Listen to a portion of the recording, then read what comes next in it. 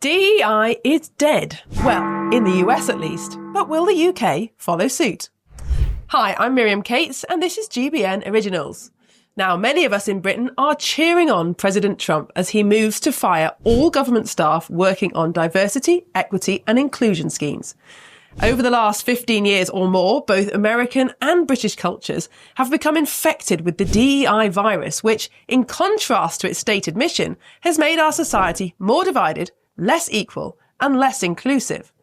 Anyone who's worked in the public sector or even set foot in a university or even filled in a medical form will know just how pervasive DEI culture has become.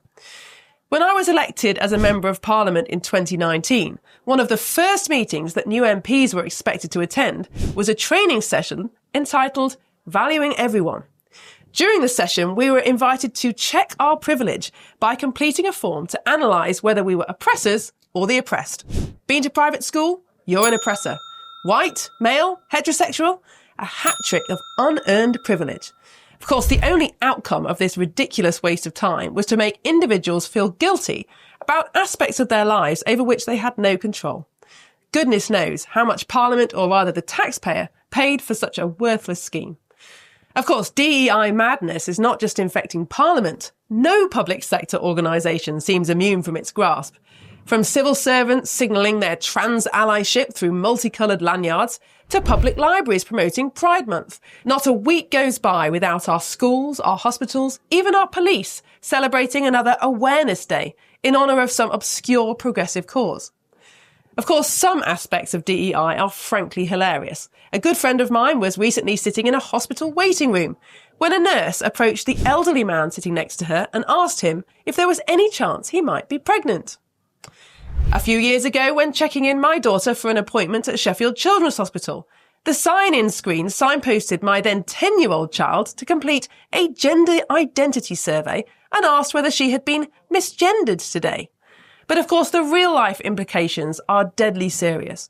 If even medical professionals don't know, or pretend they don't know, the difference between males and females, then it's no wonder that trust in the NHS is at rock bottom. Far from increasing opportunities, DEI is compounding our national problems, especially with productivity and economic growth. When I was an MP, I heard from many constituents who were small business owners, for example, and couldn't get contracts with the local council unless they could prove their diversity credentials. And we're seeing an increasing number of organisations actively discriminating against white people or straight people or men because they want a more diverse workforce. For Britain to thrive, we need jobs to be filled by those who are most well qualified, regardless of their personal characteristics, but DEI is actively preventing this. And at a time when public sector budgets are so squeezed, spending on DEI is just an indulgence we can't afford. UK public authorities are thought to spend over £500 million of taxpayers' money each year on diversity and inclusion jobs, and yet not a single one of these positions improves productivity. And far from reducing discrimination in the workplace, there is some evidence that DEI training can actually make matters worse, as this kind of force-fed moral preaching can increase bias rather than stamping it out. As social scientists have found, people often rebel against these kind of rules, wanting to assert their own personal autonomy. Us blokes hate talking about a little thinning up top, and many of us settle with that balding look, but that wasn't for me, and that's why I went to Elite Hair, the world's leading hair loss clinic, and now I've had over 4,000 new hairs added to this barnet, and very soon I'm going to be rocking some brand new flowing locks. And you can too! So how does it work? Step 1, I sent the team a set of photos of my head. Step 2, I then spoke to one of the Elite Hair staff who looked through my photo submissions and worked out a treatment plan for me. Step 3, Elite Hair then organised accommodation and the treatment. I was at their state-of-the-art treatment centre in Istanbul, and their incredibly kind staff took me through the process, and before I knew it, I was in surgery. Elite Hair and their leading medical experts have specialised in pain-free treatments using the sleep deep method, and they really mean that. I felt incredibly relaxed the whole time, and I haven't felt any pain since. Check out Elite Hair using the link in the description. When you do, Elite Hair will provide you with a free personalised hair analysis. Then you'll join over 100,000 happy patients. Hit that link and start your hair growth journey like I did today. DEI policies have had a chilling effect on free speech in the workplace. In 2021, Lloyds bank worker Carl Borg-Neal was sacked after asking a sensible question to a trainer in a race education course. And an NHS trust in Sheffield was taken to a tribunal by a trans woman, a man, who claimed he had been discriminated against when female staff objected to his presence in the female changing rooms. DEI has also been a disaster for child safeguarding. When I visited a local hospital, I saw a poster on the wall of the children's A&E waiting room asking, "Are you aged 0 to 28 and identify as part of our LGBTQIA+ community? Our public health team want to talk to you." Age 0? What exactly is a trans baby or a queer 3-year-old? And why do grown adults want to talk to them?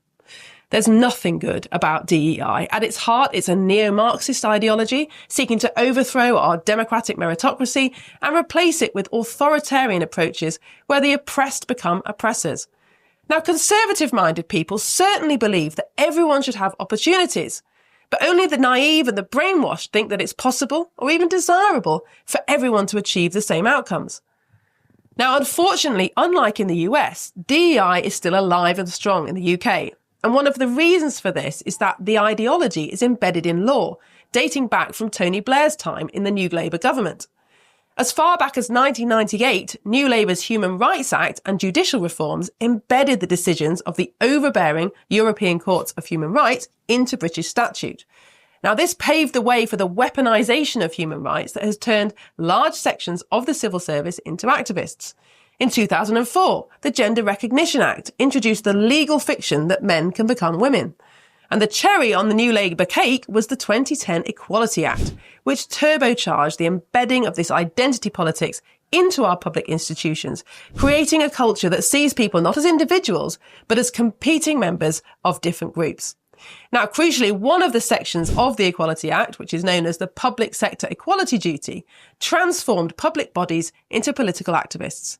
Many of us are appalled by employers that openly seek to discourage white job applicants, for example, or schools that teach children that gender is fluid, or hospitals that require female staff to undress in front of male colleagues. But these are not examples of organisations going rogue. Rather, they are attempts to adhere to that public sector equality duty which is enshrined in law.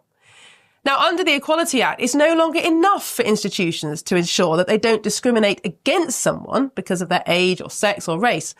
The public sector equality duty demands that public bodies must proactively eliminate discrimination and advance equality. Now, unlike in America, where the president can issue these executive orders to shut down DEI, the equivalent reforms in the UK will require extensive detangling of the Blairite legal knotweed with comprehensive programmes of reform to repeal the Equality Act, repeal the GRA and the Human Rights Act. Such reforms should aim to return the UK to a position where every individual is equal under the law and where our public institutions act as conservators of our shared national culture rather than activists against it. Now, I hate to be a pessimist, but there's absolutely no possibility of these reforms happening under the Labour Party, whose progressive wing is committed to further embedding the DEI in law through their proposed Race Equality Act, for example. However, it should be a matter of priority for both the Conservative Party and Reform UK to draw up detailed proposals for wide-ranging repeal after the next election. In the meantime, how do we fight the battle against DEI? Well, brave, ordinary people in ordinary jobs can challenge those poorly evidenced diversity schemes or demands to use preferred pronouns.